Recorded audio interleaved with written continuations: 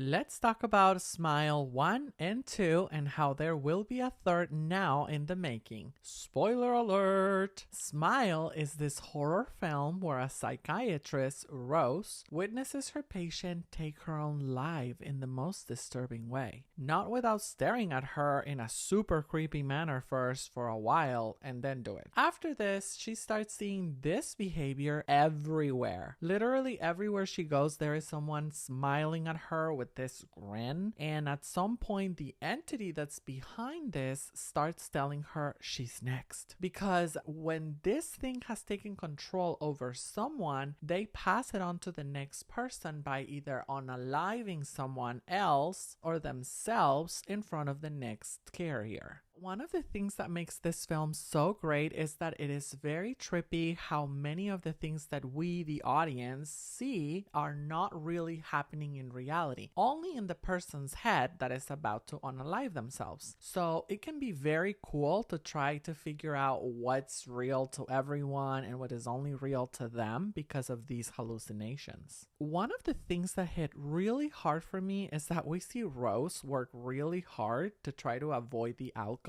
that the demon or whatever it may be keeps telling her is inevitable. She tracks down previous cases, gets her ex involved, everything, the whole enchilada, just for us to see that in the end she torches her childhood home and defeats it, just for this to be another hallucination in the end. And she ends up passing it on to Joel, the ex-boyfriend. I was like, no, poor thing. In the second movie, I was so happy to see the main character was going to be played by Naomi Scott. I love her from Lemonade Mouth, Charlie's Angels. These events take place 6 months after the first movie, and we see that now the one that gets taken by this entity is a pop superstar named Sky. I'd say this time around, this thing is a lot more aggressive with her. It makes her even unalive someone in one of the hallucinations. This time the hallucinations seem to last longer, causing her more pain, also making it a tad more confusing for the audience, like when it appears that Sky unalives her best friend Elizabeth, but it doesn't really happen in the end. Or when she thinks she's stopping her own heart to rid herself of the entity, but it says to her, you're not really in control, muhaha. In the end, it makes sure that Sky passes it on to thousands of people by making her,